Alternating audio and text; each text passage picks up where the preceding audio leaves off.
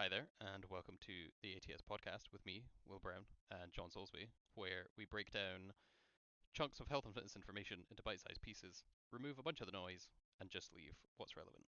Today we are on episode 56, and the topic for today is the role of nutrition in achieving fitness goals. Right. A hot take here. Uh, It's probably about 40% of it. Another 40% is probably sleep, and then your training. yeah, I was like, where are we going with There may this? be a bit. There may be a bit skewed, but like I was like, yeah, these I are some think, interesting percentages. I think people really underestimate from a achieving fitness goals nutrition. Like even if your goal has nothing to do with like body change or anything, Mm. Oh, that's a good point, it's actually. We're taking, like I think everyone's assuming we're going at this from um, like body composition yeah. improvement angle. Let's we talk about that a lot, I suppose. So let's not. It it's equally as important, if not, if you're coming at from a fitness goal of increasing performance, Hmm. I would argue it's more important. Oh, Because, very like, at much the so. end of the day, if you're just like, I just want to lose some body weight, then your nutrition goal is to eat less Yeah. than it's like simple, as it were. Whereas if you're like, I want to put on a kilo of muscle mass, you're like, well, Correct. But okay also, then. yeah. And similarly, for a performance aspect, if you're getting like, don't be putting regular cramping in training down to a lack of, or like, a lack of hydration when your dinner the night before was a pizza.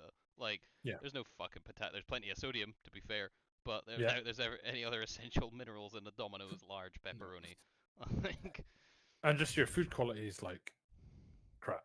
Like I hate when people are like, "Oh, not all calories are created equal." It's like they are. I get yeah, what you're they are. trying to say, but you're wrong. Yeah. Um, there's always a you've knobhead professor in a university that will lose a whole heap of weight eating nothing but pizza yeah, and a multivitamin to prove this exact point. It usually happens yeah, like once every 5 years. Somebody's done it with yeah. pizza. Somebody's done it I with think someone did it Twinkies. last year. Yeah, someone's Yeah, done it with Twinkies. Someone's done it with that McDonald's. I he wasn't think. yeah, I was going to say he wasn't a professor, but that fucking Seat fitness guy Yeah, did a thing where he ate a Big Mac every single day for like yeah. 30 odd days and still lost weight and improved bloods and stuff. Mm.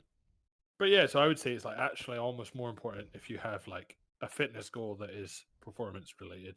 Um, and hydration comes into that. It's like how much water you're drinking, but also just your overall food intake and quality of said food intake. Very much so. I think another angle to Um, take on this might be in the case of we'll just flip it on its head and say that someone who has there's quite a common thing that gets talked about or is talking about now in socials is the kind of like binge starve cycle or binge purge cycle, not specific to eating disorders, or again, it's not a like a bulimic purge. It's more just like a binge starve kind of cycle in people that are not in a healthy kind of place with food, where they go through these periods of vast over restriction, typically with a fad diet. mhm. Like when, I don't know, when you eat only fucking lemons dipped in cinnamon or whatever the fuck the latest thing is, and nothing else, and then unsurprisingly are so fucking hungry because you're effectively starving to death, uh, that you eventually cave, because everyone caves. It depends on how long it takes, but everyone breaks. Yeah, And then you eat a bunch of shite, and then you feel bad, one, because you've broken the diet and you feel like a failure, and two, you feel double bad because you ate a bunch of shit. And yeah, it makes you feel great for like an hour, and then afterwards or the next day you feel minging. yeah, And the cycle repeats itself, because then you're like, oh, I'm such a fat mess, blah blah blah blah. Like I'm so yeah. bad, blah blah. I have to get on this fucking diet. And then I don't know, you go to fucking limes dipped in fucking cayenne pepper. I don't know, like whatever the next thing is. I don't know why Yeah. everything involves dipping citrus fruit in Citrus and spices. spice. Yeah. I was like, the citrus, fucking cayenne and lime. You put that on a taco, we're talking. Um, Yeah, I do the taco diet. That would be. I could get behind that. that's a tier one diet. That is a tier one diet I could get behind. But if you're in that, it might actually be the case of, especially if you are combined with being sedentary and not having partaken in exercise, having your maintenance calories may end up being more food than you've ever eaten regularly.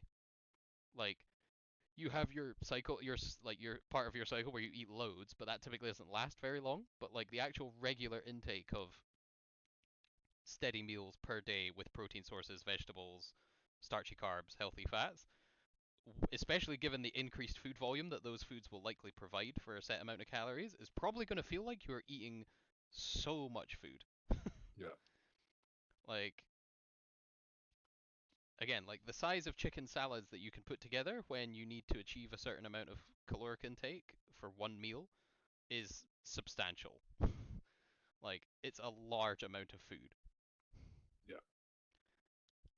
And yeah, that could be something you have to take into consideration because if you're training and still attempting to eat very minimally, circling back to the actual thing about nutrition in fitness goals, you may not see, like, if you're like, oh, I'm lifting weights, but like my body shape really isn't changing very much, like I don't seem to be putting on much muscle, especially if you're new and you're at a point where you will put on quite a lot of muscle quite easily, it's likely because you're probably under eating on protein or just total in general. All of it. Yeah. Yeah, you're just not eating enough.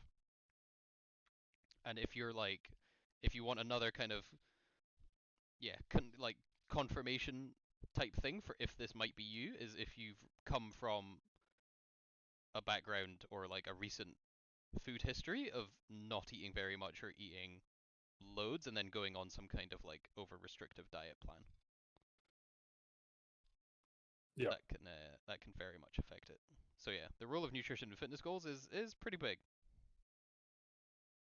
Yeah. There's a reason pretty much every pro athlete has a nutritionist, dietitian. Yeah. The hydration also important, but depending on if you're actual talking about performance, important. If you're just talking about health, much less important. Yeah. Just cause when you're getting And into like optimal timings and mineral amounts and any yeah. kind of like electrolytes and all this stuff, it can get nitty gritty quite quickly. But if you're just like, I don't want to be dehydrated, that's super easy. Just drink some. Yeah. If your pee is brown, definitely drink a bit more. Pretty much every fluid counts. Yep. Alcohol doesn't. No. That's net dehydrating, sadly. Yeah. But all the rest count. Just trying to think. So yeah, role of nutrition, highly important. Make sure and eat a varied diet. How you go about that is again very specific and up to you. I know a couple of people who are currently doing stuff like tracking how many plants they eat in a week and aiming to eat 30 plants in a week Damn. as part of Nice. like a combined diet. But things like spices, coffees, teas, like all those count. Doesn't have to just be like a raw vegetable. Can just be anything. That's And they're pretty just cool. kind of like looking to collect as many plants as they can in a week and seeing like how many they can go. And I'm like, yeah, it's pretty cool. It's like a decent idea. Yep. Like It's like keeps Pokemon. things, yeah, like Pokemon keeps things varied. Like keeps trying new stuff. Again, if you're an eclectic shopper like myself, I typically, if I'm in the supermarket buying stuff, will buy what I'm planning to eat for the week. But then I will also see if I can find one thing I've either never seen before or never tried before and try that. Whether it's like it's almost always going to be in the foreign food section. Just something wild. Yeah, just buy something that I'm like, what is this? I'm gonna try it. And sometimes it sucks, and you're like, well, There's a reason I'm I haven't eaten this. I'm gonna chuck this out. Well, the main reason is it's not even written in English, so I'm like, I don't even know what it is, but I'm buying it anyway, cause we're gonna feed the impulse goblin. However, sometimes you're like, oh, this kind of slaps. Like had never actually used oyster sauce in anything until I bought it in a shop once, and I was like, how do you make oysters a sauce? Don't think I've. Yeah, I don't think I have. Pretty dope. Yeah. So yeah, role of nutrition in achieving fitness goals, very important. Should be something you consider. If you are very new, don't sweat it. Just get yourself exercising consistently first, then start to worry about nutrition. And even then, don't worry about it. Just turn your gaze and attention to it and see what you can work out. Yep. It's completely. I would encourage, and we do this inside our own gym, where if people are brand new, never exercised in their life, we just get them exercising first. Like, it's much better to just build the consistency of a small habit than it is to try and take on too much and let it all fall. Yeah. All right.